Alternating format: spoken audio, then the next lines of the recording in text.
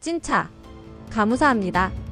도쿄의 한 고등학교 교실에서 울려 퍼진 이 말 한마디. 단 7초 만에 일본 교육계를 뒤흔들었습니다. 한 젊은 여교사가 역사상 전례 없는 금기를 깼기 때문입니다.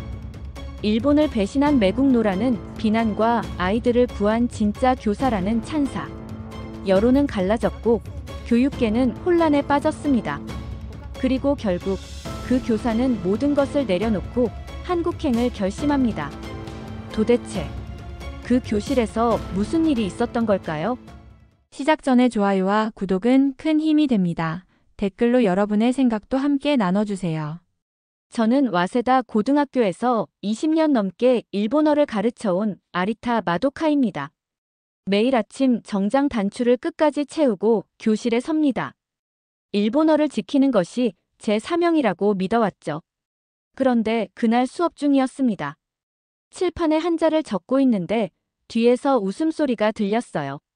선생님, 이 문장 진짜 찐차네요. 가무사예요. 손에 든 분필이 툭 떨어졌습니다. 뒤돌아보니 학생들이 킥킥거리고 있었어요. 찐차, 가무사, 처음 듣는 말들이었습니다. 그 말들이 무슨 뜻이니? 한 학생이 웃으며 말했어요.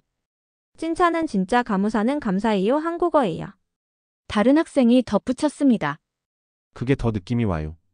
일본어는 너무 딱딱하잖아요. 그 순간 가슴이 철렁 내려앉았습니다. 제가 평생 가르쳐온 일본어가 이렇게 밀려나고 있다니요. 그날 밤 인터넷을 뒤져봤습니다.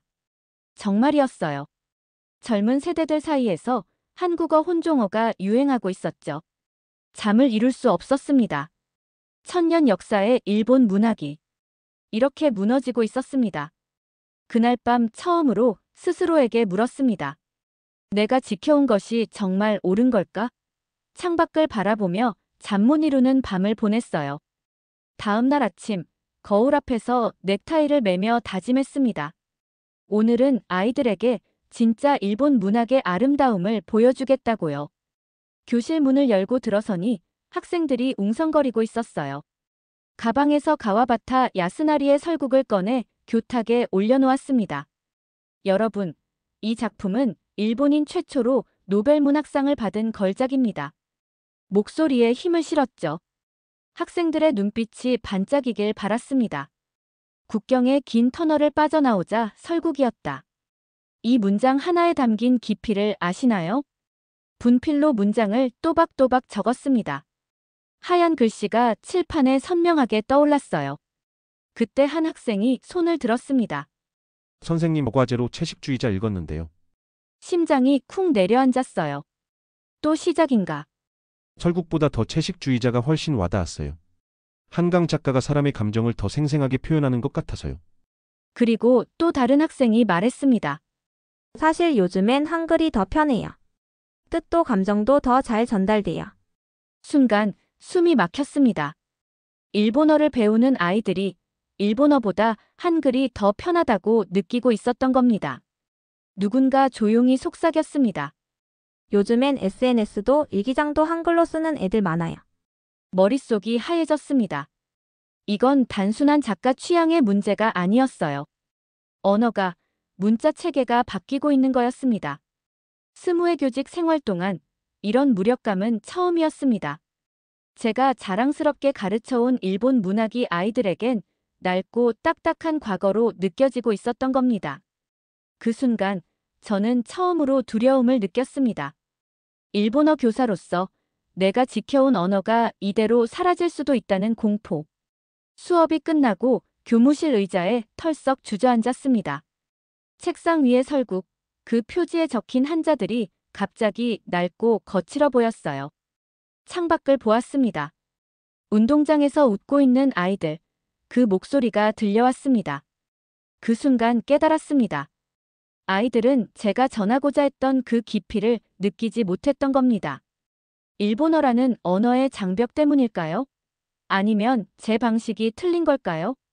그날 밤 침대에 누워 천장을 바라봤습니다. 학생들의 눈빛이 자꾸 떠올랐어요. 처음으로 의문이 들었습니다. 내가 지켜온 가치가 과연 지금 세대에게 의미가 있을까요? 교사로서의 존재 이유가 흔들리기 시작했어요. 베개에 얼굴을 묻고 한참을 고민했습니다. 며칠이 지났지만 마음의 혼란은 가라앉지 않았습니다. 수업 중에도 자꾸 학생들의 말이 떠올랐어요. 서류를 정리하는 척했지만 머릿속은 복잡했어요. 마도카 선생님, 선배 교사인 사토 선생님이 다가왔습니다. 부탁이 있는데요. 오늘 입학 예정자 상담 좀 대신해 주실 수 있나요? 고개를 끄덕였어요. 요즘 학생들과 마주하는 것이 두렵기는 했지만 선배의 부탁을 거절할 수는 없었으니까요. 상담실 문을 열고 들어서니 조그만 여학생이 의자에 앉아 있었어요. 어깨가 많이 움츠러들어 있었습니다. 유주라고 자기소개를 했어요. 중학교 3학년이었죠. 입학 준비는 어때요? 논술 시험에서 계속 떨어져요. 글자를 읽는 게 어려워서요. 목소리가 매우 작고 자신감이 없어 보였어요. 한자가 어려운가요? 네, 뜻을 모르겠어요. 읽을 수는 있는데 무슨 말인지. 그런데 유주의 표정이 갑자기 밝아졌어요. 재밌는 게 있어요. 한글 자막을 보고 일본어를 알게 됐거든요. 저는 깜짝 놀랐습니다. 한글이라고 했나요? 한국 드라마 보면서요. 사랑이라는 한자 옆에 한글로 사랑이 써 있을 때 처음으로 의미를 알았어요. 유주가 활짝 웃었습니다. 상담 시작 이후 처음 보는 미소였어요. 이상하죠? 외국 글자로 일본어를 배우다니. 그 순간 뭔가가 제 가슴 속에서 무너졌습니다. 언어는 권위를 위한 게 아니라 사람을 위한 것이었나요? 유주가 가방에서 공책을 꺼냈어요. 한글과 일본어가 함께 적혀 있었습니다. 이렇게 적어두면 기억하기 쉬워요. 처음으로 글을 읽게 된 기쁨이 담긴 그 눈빛을 보는 순간 제 눈에 눈물이 맺혔어요. 이 아이는 글을 읽고 싶어 했습니다. 이해하고 싶어 했어요. 그리고 자기만의 방법을 찾아낸 거였습니다. 유주, 입학시험 준비 도와드릴게요. 정말요? 네. 우리 함께 해봐요. 그날 밤 집에 돌아와서 한글 교재를 찾아봤습니다. 서점에서 산 책을 책상 위에 올려놓고 페이지를 넘겨봤어요. 자음과 모음의 조합, 발음 기관을 본뜬 구조. 정말 과학적이었습니다. 감탄이 나왔어요. 그런데 이상하게도 마음 한켠이 어지러웠습니다. 이건 제가 배운 것도 가르쳐온 것도 아니었거든요. 거울 앞에 서서 제 모습을 바라봤습니다. 교육자로서 실용적 방법을 외면할 수 없다는 생각과 일본어를 수호해야 한다는 오랜 신념이 충돌했어요. 하지만 유주의 미소가 계속 떠올랐습니다. 글을 읽게 된 기쁨이 담긴 그 눈빛 말이죠. 아이들이 읽을 수 있다면 내가 틀렸을 수도 있지. 작은 소리로 중얼거렸습니다. 그리고 책을 다시 펼쳤어요. 그날 밤 잠을 이룰 수 없었습니다. 침대에 누워서도 자꾸 한글 교재가 떠올랐어요. 결국 일어나서 책상 앞에 앉았습니다. 한글 교재를 펼쳐놓고 페이지를 넘겨봤어요. 자음과 모음의 구조를 분석해봤습니다. 자음 기억, 니은, 미음 각각이 발음 기관의 모양을 본뜬 거였어요. 모음 아, 어, 오, 우는 천지인을 기반으로 한 체계였고요. 이건 정말 과학적이네. 세종대왕이 이걸 만들었다고. 감탄이 나왔어요. 한글 창제의 철학적 깊이에 매료되었습니다. 누구나 쉽게 배울 수 있도록 만든 문자라는 설명을 읽으니 더욱 놀라웠어요. 하지만 동시에 가슴이 답답했습니다. 제가 20년 동안 가르쳐온 방법보다 효과적일 수도 있다는 생각이 들었거든요. 책을 덮고 거울 앞에 섰습니다. 거울 속 제 모습이 낯설어 보였어요. 나는 누구지? 교육자로서 아이들을 도와야 한다는 마음과 일본어의 순수성을 지켜야 한다는 오랜 신념이 격렬하게 충돌했어요. 효율과 정체성, 실용과 신념. 중얼거리며 창밖을 바라봤습니다. 가로등 불빛이 흔들리고 있었어요. 그 순간 결심했습니다. 유주를 직접 도와보기로 말이죠. 이 방법이 정말 효과적인지 확인해 보겠다고요. 전화를 들고 유주에게 연락했습니다. 특별 수업 어때요? 하지만 비밀이에요. 전화 너머로 유주의 밝은 목소리가 들렸어요. 정말요? 꼭 비밀로 할게요. 그렇게 저의 첫 번째 금지된 실험이 시작되었습니다. 며칠 후 방과 후 빈 교실에서 유주를 만났습니다. 그런데 유주 혼자가 아니었어요. 3명의 학생이 더 있었습니다. 선생님, 얘들도 저랑 비슷해요. 글 읽는 게 어려워해요. 유주가 조심스럽게 말했습니다. 사실 조금 당황스러웠어요. 하지만 거절할 수는 없었습니다. 칠판 앞에 서니 손이 떨렸습니다. 분필을 들고 학교라는 한자를 썼어요. 그리고 조심스럽게 그 옆에 한글로 학교를 적었습니다. 학생들의 눈빛이 반짝였어요. 와, 읽을 수 있어요.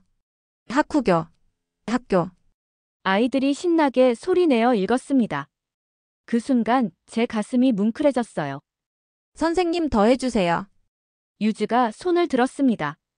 계속해서 단어들을 적어 나갔습니다.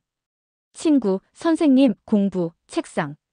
한자 옆에 한글을 적을 때마다 아이들이 웃으며 따라 읽었어요. 이거 정말 쉬워요. 수업은 점차 체계화되었습니다. 매일 방과 후에 만나서 한글 보조 일본어 수업을 진행했어요. 아이들은 점점 자신감을 되찾았습니다.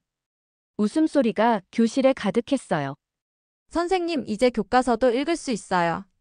한 달이 지나자 정말 놀라운 변화가 일어났습니다. 아이들이 스스로 한자를 읽기 시작했어요. 한글 표기가 없어도 말이죠. 하지만 저는 이 모든 과정을 외부에 드러낼 수 없었습니다. 가슴이 답답했어요.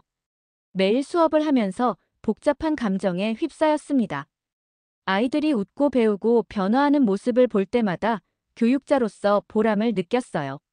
하지만 동시에 제가 부정해온 외국 문자를 도구로 쓰고 있다는 죄책감도 들었습니다. 나는 일본어 교사인가? 아니면 반역자인가? 스스로에게 물었습니다. 더 이상 과거의 신념만으로 교실에 설 수 없다는 사실이 서서히 저를 깨뜨리기 시작했어요.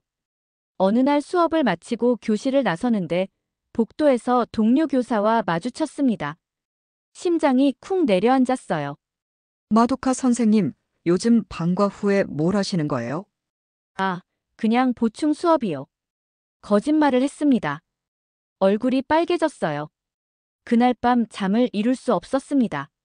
제가 하고 있는 일이 정말 옳은 건지 확신이 서지 않았어요. 하지만 아이들의 웃음소리가 계속 들렸습니다. 유주가 처음으로 글자를 읽었을 때의 기쁨이 떠올랐어요. 한글은 일본어를 대체하는 게 아니야. 일본어를 구원하는 도구야. 그렇게 스스로를 설득했어요. 하지만 여전히 불안했습니다. 한 달 후 최악의 상황이 벌어졌습니다. 교장실에서 호출이 왔어요. 심장이 쿵쿵거렸습니다. 복도를 걸어가는 발걸음이 무겁게 느껴졌어요. 교장실 문을 열고 들어서니 학부모 한 분이 앉아 계셨습니다. 유주 어머니가 아니었어요. 다른 학부모였습니다. 아리타 선생님, 앉으세요. 교장 선생님의 목소리가 차갑게 들렸습니다. 학부모님께서 선생님의 수업 방식에 대해 문제를 제기하셨습니다. 가슴이 쿵 내려앉았어요. 한국 글자로 일본어를 가르친다는 건 있을 수 없는 일입니다. 학부모가 화를 내며 말했습니다. 우리 아이가 집에서 한글을 쓰며 공부하는 걸 봤어요. 이게 교육입니까? 목이 막혔습니다. 아무 말도 할 수 없었어요. 선생님, 설명해 주세요. 교장 선생님이 날카롭게 물었습니다. 저는 아이들이 읽을 수 있게 도와주고 싶었을 뿐입니다. 겨우 목소리를 짜내어 말했어요. 학부모가 계속 화를 냈습니다.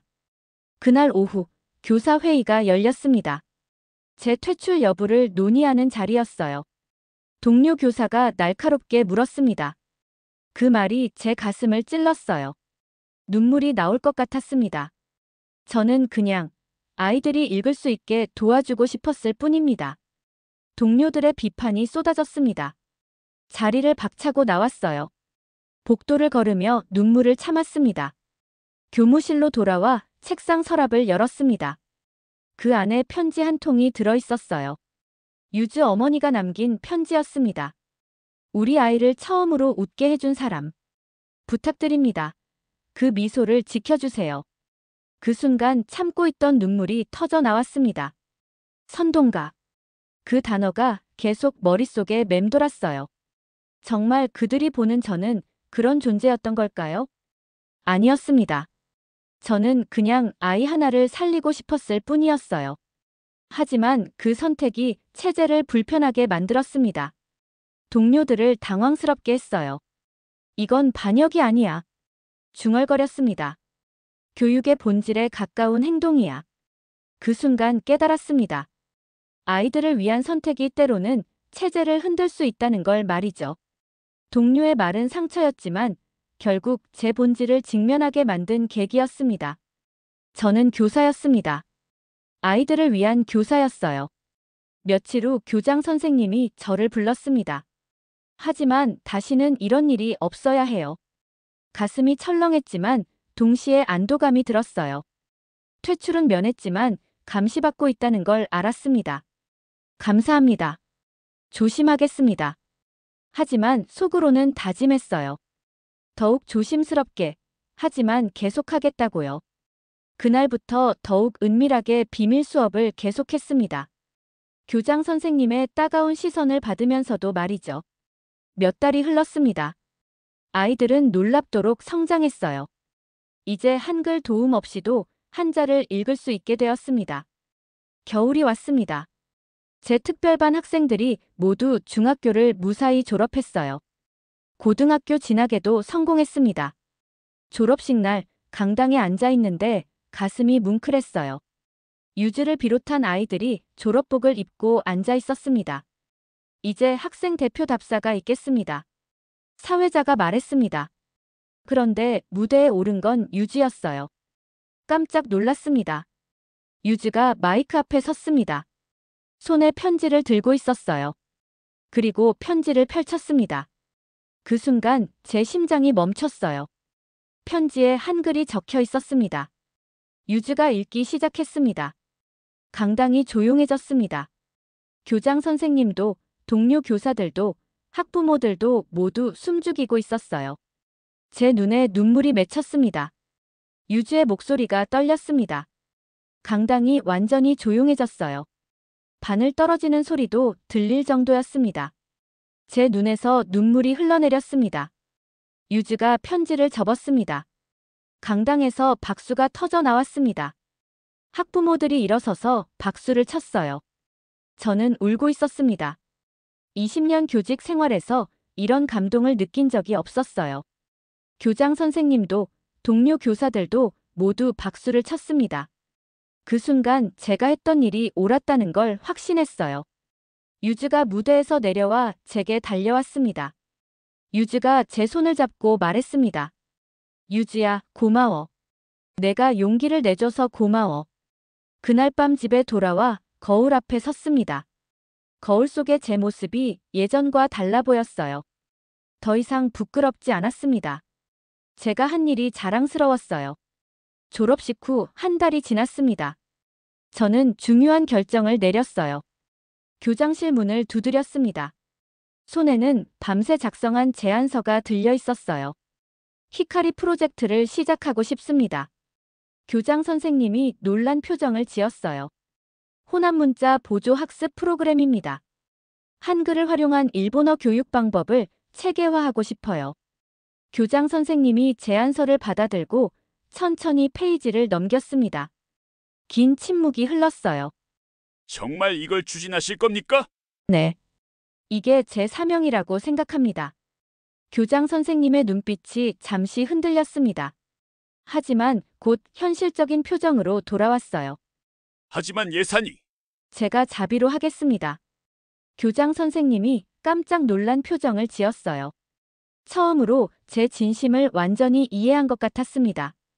그날부터 프로젝트가 시작되었습니다. 낮에는 정규 수업을, 밤에는 교재 개발에 매달렸어요. 한 달 후 놀라운 일이 일어났습니다. 다른 학교에서 견학을 오기 시작한 거예요. 다른 학교에서도 관심을 보였습니다. 견학을 오는 교사들이 늘어났어요. 정말 효과적이네요. 아이들이 이렇게 즐거워하다니. 한글이 이렇게 과학적인 문자인 줄 몰랐어요. 동료 교사들의 시선이 달라졌습니다. 냉소에서 호기심으로, 호기심에서 존경으로 바뀌어 갔어요. 6개월 후, 더 큰 놀라움이 기다리고 있었습니다. 교육부에서 공식 연구과제로 채택한다는 소식이 온 거예요. 마도카 선생님 축하드립니다. 교장 선생님이 웃으며 악수를 청했습니다. 6개월 전 저를 선동가라고 부르던 그분이었어요. 감사합니다. 하지만 이건 제 공이 아니에요. 그럼 누구 공이죠?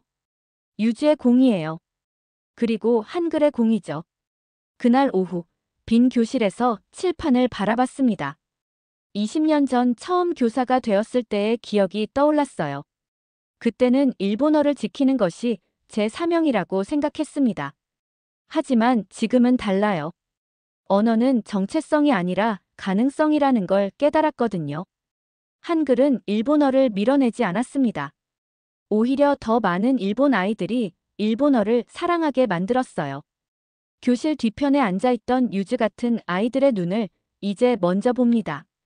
그들의 가능성을 발견하는 것이 제 새로운 사명이 되었어요. 창밖을 바라보니 석양이 지고 있었습니다. 하지만 제 마음은 밝았어요. 교단에 선 지 20년. 이제야 진짜 교사가 된 것 같았습니다. 한글이 저에게 가르쳐준 건 언어의 힘이었어요. 그리고 그 변화는 교실 하나에서부터 시작되었습니다. 유주에게서 문자가 왔어요. 선생님 고등학교에서도 잘하고 있어요. 한글 덕분에 일본어가 이렇게 재밌는 줄 몰랐어요. 눈물이 핑 돌았습니다. 기쁨의 눈물이었어요. 지금도 매일 아침 거울 앞에서 정장 단추를 채웁니다. 하지만 예전과는 다른 마음으로 말이죠. 더 이상 부끄럽지 않습니다. 제가 한 일이 자랑스러워요. 아이들의 웃음소리가 복도에서 들려옵니다. 그 소리를 들으며 오늘도 교실로 향해요. 언어는 가능성의 문이니까요. 그리고 그 문을 여는 열쇠는 사랑이었습니다. 이제 저는 아이들의 읽고 싶다는 마음을 지켜주는 사람이 되기로 했습니다.